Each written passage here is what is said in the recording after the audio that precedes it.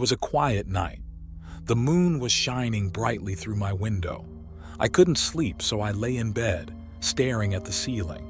Everything was still and silent. Suddenly, I heard a strange noise coming from downstairs.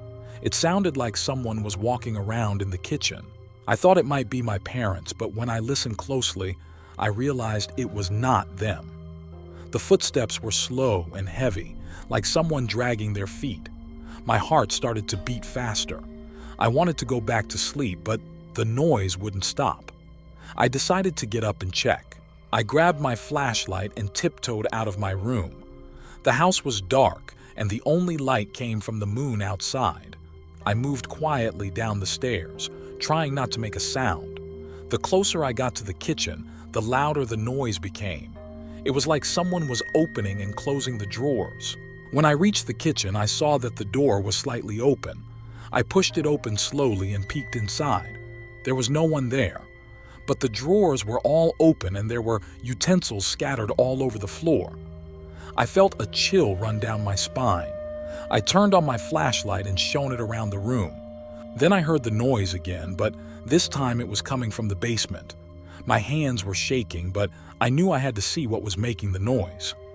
I walked to the basement door and opened it. The stairs leading down were dark and creaky. I took a deep breath and started down. As I descended, the air became colder, and the smell of dampness filled my nose. The basement was pitch black, except for the small circle of light from my flashlight.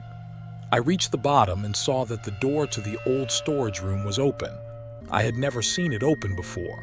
I hesitated for a moment, but then I walked towards the storage room. The door creaked loudly as I pushed it open. Inside, it was filled with old boxes and cobwebs. But in the middle of the room, there was a figure standing with its back to me. It was tall and thin, and it looked like it was wearing old, tattered clothes. I gasped and dropped my flashlight. The figure turned around slowly, revealing a pale, gaunt face with empty eyes. It stared at me for a moment, then started moving towards me. I screamed and ran up the stairs as fast as I could. I could hear the footsteps behind me, getting closer and closer. I burst into my room and slammed the door shut.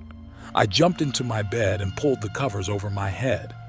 My heart was pounding, and I could still hear the footsteps outside my door. I lay there shaking until the noises finally stopped. But I knew I would never forget that eerie night.